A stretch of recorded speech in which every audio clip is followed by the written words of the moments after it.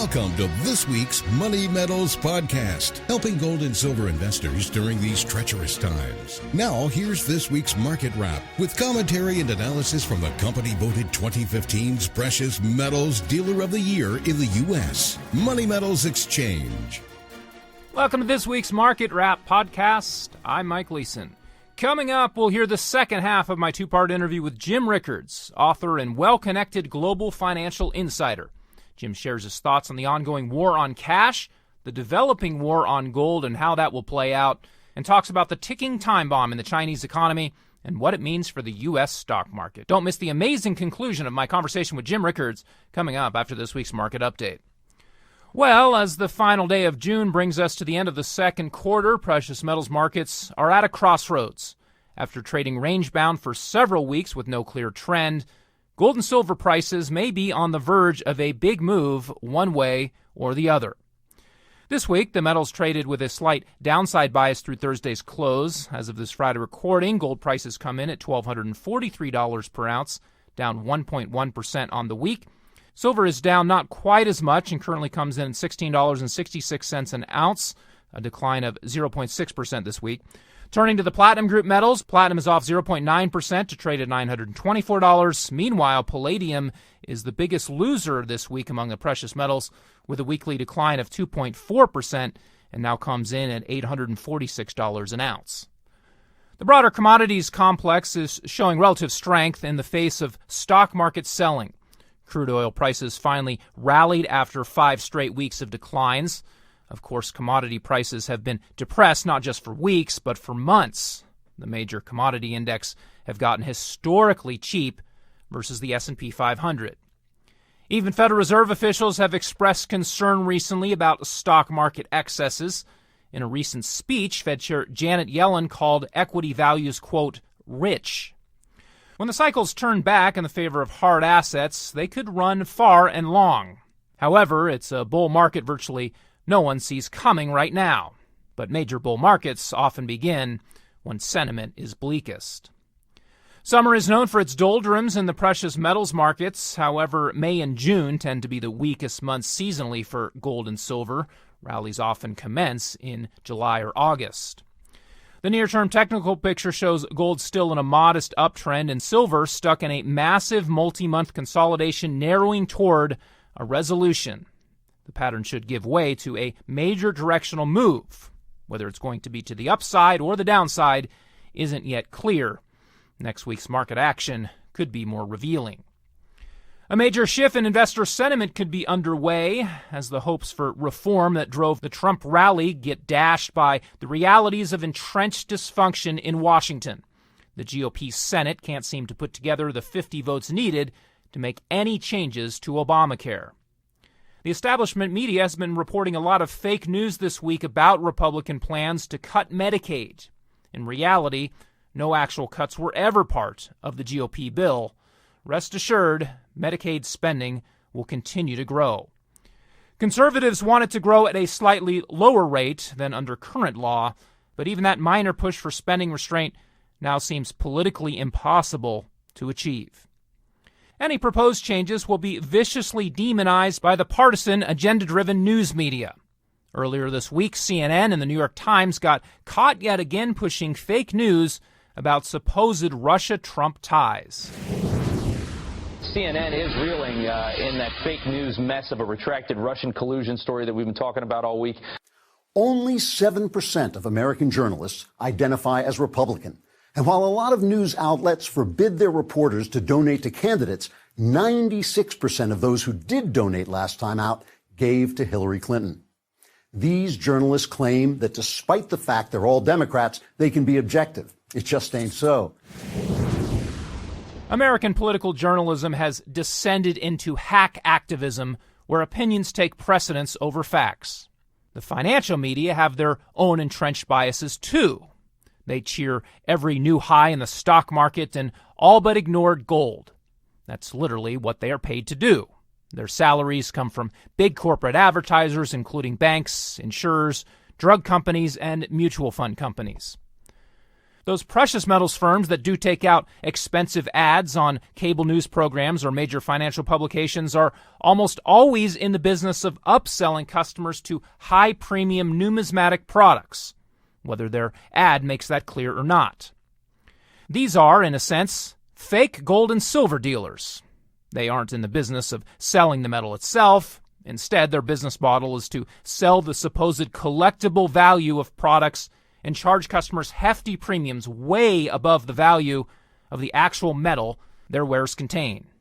That's not our business model at Money Metals Exchange. In fact, today, the premiums on many of the products we sell are lower than they've ever been.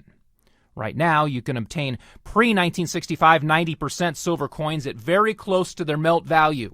Since these are historic, no longer minted products, premiums can rise due to scarcity. That will likely happen at some point in the future. Well, now let's get to the much-anticipated explosive conclusion of last week's conversation with Jim Rickards, author of multiple best-selling books, renowned economic commentator, and portfolio manager. And we'll pick up the conversation with a question about the war on cash and the war on gold. I wanted to ask you about a tweet you sent out earlier this month, and for people who want to follow you there, it's at James G. Rickards. But in that tweet you wrote, just informed that Scotiabank branch is now a gold buyer only, will not sell to retail clients. Get it while you can. War on gold is here. Expand on that here, Jim. What did you make of that move, and why did you make those comments? Sure. We have a war on cash. I think that's pretty well known to the listeners. So we see it everywhere. India just abolished its two most popular forms of cash. I mean, literally you woke up one day and they said, I think it was the 2,000 rupee note and the 1,000 rupee note, if I'm not mistaken. I believe those are the right denominations. Not worth a whole lot by our standards, worth kind of like $15 or whatever. But they were by far the most popular and widely used, widely circulated banknotes in India, and the government just woke up and said they're all illegal, they're worthless, just like that. Now what they said is they're worthless. Now you can take them down to the bank and you can hand them in, and we'll give you digital credit in your account. Oh, by the way, the tax inspector is going to be there asking you where you got the money, so obviously it was designed to flush out people suspected of tax evasion, although in fact it turned out that there weren't that many tax cheaters. They were just people who actually preferred money. They preferred cash, and they were forced out of the system, forced into this digital system. And there were all kinds of negative repercussions of that. So there's a whole country that abolished the most popular forms of cash. Sweden is very close to cashless. Go around the United States. Yeah, I mean, you might have some, what we call in Philadelphia, walking around money. You know, I could look at my wallet, and there's probably some 20s and maybe a couple of 50s in there. But when you transact, you get paid digitally. You pay your bills with automatic debits. You transfer money with wire transfers. You use your debit card, use your credit card, etc. You shop on Amazon. You pay with a debit or credit card, etc. Maybe PayPal. And I do that. Everyone does that. I'm no different. I'm not kind of exempt from or outside the system. The point is, the dollar is already a digital currency. It's actually a digital cryptocurrency, not that different from Bitcoin. It has a different issuer, but in form it's really a digital currency. But we're very far down the road of a cashless society. It wasn't that long ago, certainly when I was a kid, we had $500 bills, and they were in circulation. You'd see one every now and then. Those were abolished in 1968. That left us with the $100 bill as our largest denomination, but the $100 bill of 1968 is only worth about $20 today in terms of relative purchasing power, so they don't even have to get rid of 100. They just have to keep waiting. It'll be worth about 10 cents, in time. So the war on cash is underway. That's partly to set up for negative interest rates. I said earlier that the Fed has not used negative interest rates and has no immediate plans to. That's true, but they can. There's nothing stopping them, and of course other countries have. We've seen this in Europe, Switzerland, Japan, and elsewhere. So how does the negative interest rate work? So you have $100,000 in the bank at a negative interest rate of 1%. You go away for a year, come back, you only have $99,000 left. The bank took $1,000 out of your account. Instead of paying you interest, they take your money as kind of negative interest rate. Well, you say, okay, well, one of the ways to beat negative interest rates is to take all my cash out, stick it in under my mattress or whatever, right? So you go to the bank, say, give me $100,000. They give you like 10 what they call straps, or $10,000. 100 hundreds with a band around it. That's one strap. So give you 10 of those. There's your $100,000, and you put it away safely. And a year later, you still have $100,000. But your neighbor with the money in the bank, he only has 99 because they took 1% interest. So the way to beat negative interest rates is to go to cash. And so therefore the elites say, well, we might want to use negative interest rates, so we have to get rid of cash before we can go to negative interest rates. So that's the war on cash. Now, one of the ways to fight back in the war on cash is to buy gold, right? So take your cash, buy gold, put that in a safe place. Now, even if they eliminate cash, you still have the gold. In theory, even in a world of digital currency, you could always sell the gold for a certain amount of digital currency, and you also preserve your value. And for the people they really don't like, terrorists, tax evaders, and others, I mean, I'm talking about honest citizens, but for the people the government doesn't like, they're already making the migration. Like, okay, you want to make it impossible to be a money launderer or impossible to move money around by cash, let's just use gold. Good luck tracing that. It's non-digital. By the way, this is already going on in what I call the axis of gold. The axis of gold is Russia, China, Iran, Turkey, and North Korea. When North Korea sells missile technology to Iran, they don't get paid in dollars through SWIFT. That would never happen. That money would be frozen, obviously. The North Koreans really don't want Russian rubles. What are they going to do with them? They can't get dollars because, as I say, the U.S. controls the payment system. So Iran actually pays North Korea in gold, physical gold, puts it on a plane. You can fly it to North Korea, or maybe North Korea designates someplace else like Russia as a storage place because they don't want it in their own backyard. But be it as it may, as I say, Russia, China, Iran, Turkey, and North Korea, and perhaps others are already settling their payments to each other, either for weapon sales or other activities, in physical gold. So if you have a war on cash, people very quickly migrate to gold, which means you have to have a war on gold also. So one of the reasons I've been predicting a war on gold is because I see the war on cash is already here, and if the answer to the war on cash is to go to gold, then if you're the global power elite, you have to have a war on gold also. So a lot of these things don't exist today, but it's very easy to see limitations on sales. In 1933, 1975, gold was contraband in the United States. It was illegal for a U.S. citizen to possess gold. With very few exceptions, you could have gold denture fillings, I guess, but that was, or some gold jewelry, but not coins or bullion. So you could limit sales. You could put all kinds of reporting requirements on dealers, which don't exist today. You could put surtaxes on dealer transactions, which don't exist today, et cetera, or require licensing, which does not exist today. There are a lot of things you could do to make it very, very difficult to buy or sell gold, if not impossible. So my advice to investors is pretty simple, which is the war on cash is here. The war on gold is coming. Why not go get your gold today, put it in a safe place, and then when they shut the door on gold, you'll be okay because you'll have yours. It may, people who are waiting, like, I'm just going to wait. I'm going to wait till things get worse. I'm going to wait till the price goes up a lot. What's the hurry? My answer is by the time you're ready to move, it may be too late. Jim, 2018 is setting up to be a pivotal year. You were expecting Chinese officials to keep a lid on their unfolding debt crisis until after the all-important Congress of the Communist Party in China this fall. It is a pivotal gathering, and the current party leadership wants badly to put on a good face and avoid turmoil leading up to that event. But you anticipate they will have trouble maintaining control of that situation much beyond the fall. Meanwhile, by next year, Americans should have a better handle on how much of what Trump promised in terms of infrastructure and tax relief might actually come to fruition. It looks like the president has his work cut out for him in Congress. So as we begin to close here, Jim, talk a bit, if you would, about what you think investors should be watching as we move through the next 18 months or so.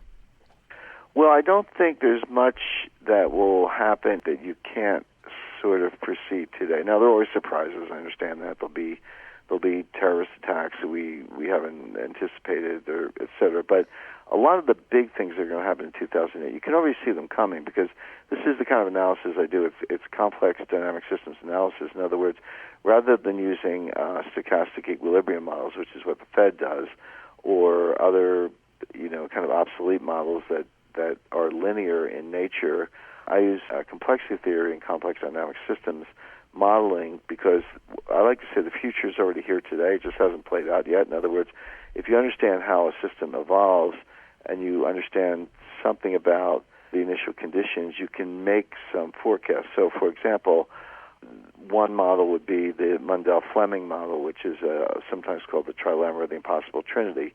It's one of the leading models of international monetary economics. And basically it says there are three things that you cannot have at the same time if you're a country. You cannot have an open capital account, a fixed exchange rate, and an independent monetary policy. You can have 2 out of 3, 1 out of 3, but you can't have all three. If you try, you will fail, and then the only analytic question is how will you fail and when. But it's called the impossible trinity for a reason, which is you can't have it. Now, and the reasons for that have to do with arbitrage. Now, is if money can come in and out, and I'm pursuing an independent monetary policy, so my rates are different than somebody else, but I'm trying to peg my exchange rate, well, obviously people are going to flee the jurisdiction where they think the interest rate is going to devalue and go to another currency where the interest rate is higher and the currency is going to appreciate, not depreciate, and that's going to deplete your capital account and cause a foreign exchange crisis. So, I don't mean to be glib about the impossible trinity. There are actually good reasons when you look below the surface why it's true. But just take it for true for now. And again, there's decades of evidence to support it. China was trying to do this. They were trying the impossible trinity. If you go back to the middle of 2016, even towards the end of 2016, they were running an open capital account to keep the IMF happy. They were trying to peg to the dollar to keep the United States happy. And they were trying to have an independent monetary policy of low interest rates to prop up their Ponzi's and their state-owned enterprises and avoid unemployment. So they had three good reasons for doing three separate things, but they were trying to have the impossible trinity, and as I say, the Mundell-Fleming model would say, you're going to fail. And they did fail. They started to fail, which is between late 2014 and late 2016, China lost $1 trillion in reserves. And that was exactly what Mundell would have predicted. The money will run out the door because they think your fixed exchange rate is not sustainable, because your interest rate policy is too low, et cetera. They lost $1 trillion. So if you had extrapolated that, and it's never a good idea to extrapolate anything, but just as a thought experiment, if you had extrapolated that, and further assuming that it accelerates, which historically they do, China would have been broke by the end of 2017. Now, what I said was, that's not going to happen. They're not going to let that happen. So the question is, what are they going to do about it? Well, you had three choices. You could close the capital account, break the peg to the dollar, or raise interest rates. They decided to maintain the peg. They did the other two. They closed the capital account pretty effectively for the time being, and they raised interest rates in lockstep with the Fed. So they gave up on two of the three legs, kept the third, which is the peg to the dollar. The yuan has been pretty constant against the dollar lately, which was done to, as we got into late 2016, early 2017, to appease Donald Trump. Because remember, Donald Trump was the one running around on the campaign trail saying China's the greatest currency manipulator of all time, while the last thing the Chinese needed was a devaluation that would have played into Trump's hands, allow them to slap on all kinds of trade sanctions and other punitive measures as a result of being labeled a currency manipulator, et cetera. Trump didn't do any of that for two reasons. One, China maintained the peg, did not devalue further, actually spent money to prop up the yuan. And two, Trump wanted China's help on North Korea, so he was willing to play nice in the economic sphere to get help in the geopolitical sphere. Now, both of those things are coming to an end because they're not sustainable. And specifically, if you close your capital account, and again, they had done a pretty good job of that, they stopped the bleeding, but that has an effect on direct foreign investment or portfolio investment in China. Who wants to put their money in if you can't get your money out? The answer is nobody. So their investment inflows are drying up. That's the other side of closing the capital account. Number two, this monetary tightening is creating a more difficult situation for the state-owned enterprises and other debtors, and China's just one big credit bubble, one big Ponzi waiting to burst. And three, a couple of days ago, Trump sent out a tweet saying, looks like China can't help with North Korea, but at least they tried. Words to that effect. That's not the exact quote, but it's close enough. And Trump is signaling that he believes China has failed or will fail to help with North Korea. And I think that's right. There isn't really a lot China can do about North Korea without risking war. I mean, China can do a lot with North Korea if they risk war, but they don't want to risk war, and therefore they won't do much. Therefore, Trump will be satisfied, and then he'll turn back to the currency war and other punitive measures that we talked about earlier. Now, why is China doing all this? They're doing this to keep a lid on the situation, to avoid confrontation, avoid crises, until President Xi gets, in effect, anointed or reconfirmed for a second term with certain conditions that make him the new Mao Zedong this fall. But once that happens, once he gets that power that he's looking for, and once it's apparent that Trump's going to play hardball on the trade and currency issues because China can't help North Korea, he will have no further reason to maintain the peg. So what I expect then is they will go back to an open capital account, they will cut interest rates, but they'll reconcile with the impossible trinity with a maxi devaluation of the Chinese yuan. The last two times that happened, the U.S. stock market crashed. That was August 2015 and January 2016. So look out below. But it's going to be interesting times, and then I also expect a war with North Korea in 2018. You can see that playing out now. The war is coming. We've been warned by General Mattis. President Trump took the whole Senate up to the White House, basically told them this was going to happen. Orders have already been given. We're going to give diplomacy a chance and sanctions a chance in 2017, but my estimate is that they will not be fruitful and will go to war in 2018. So 2018 is set to be a tumultuous year because of a Chinese shock devaluation and a war with North Korea. Well, Jim, once again, it's been a real pleasure to speak with you, and we certainly appreciate the time. Now, before we go, please tell listeners about your latest book, The Road to Ruin, as well as anything else you're working on these days or want folks to know about, and then also how they can follow your work more regularly. Thank you very much, Mike. As you mentioned at the beginning, I'm the editor of Strategic Intelligence. That's a newsletter from Agora Financial and a couple other newsletters with them, but Strategic Intelligence is kind of our flagship newsletter. My latest book, The Road to Ruin, from Penguin Random House, available on Amazon and leading bookstores, that covers a lot of the ground that we've covered in this interview. And I'm very active on Twitter. My Twitter handle is @JamesG.Rickards. That's Rickards with my middle initials, so @JamesG.Rickards. It's about 10% Phillies baseball and random things, but 90% of it is the International Monetary System, so I hope followers find that helpful. I'm also on another platform called Collide, just collide.com. It's a new platform, but I do weekly commentaries there. Well, excellent stuff. We're grateful, as always, to have you on and for your time and your incredible insights. We certainly look forward to our next conversation, and I hope you enjoy your weekend and your summer. Thanks very much. Appreciate the time, Jim. Thank you. Well, that will do it for this week. Thanks again to Jim Rickards, author of Currency Wars, The Death of Money, The New Case for Gold, and now The Road to Ruin, and also editor of Jim Rickards' Strategic Intelligence newsletter. Be sure to check those out. And don't forget to check back here next Friday for our next weekly Market Wrap podcast. Until then, this has been Mike Leeson with Money Metals Exchange. Thanks for listening, and have a great weekend, everybody. Thank you for joining us for this week's Money Metals podcast. Be sure to come back next week. And don't forget to subscribe to our podcast through iTunes for answers to all of your questions, or to discreetly and securely buy or sell gold or silver coins, bars, and rounds. Call 1-800-800-1865 or visit www.moneymetals.com. Our knowledgeable and no-pressure specialists are standing by between 7 a.m. and 5:30 p.m. Mountain Time, Monday through Friday. Or you can lock in your order online, 24 hours a day, 7 days a week. Again, visit us at www.moneymetals.com or call 1-800-800-1865.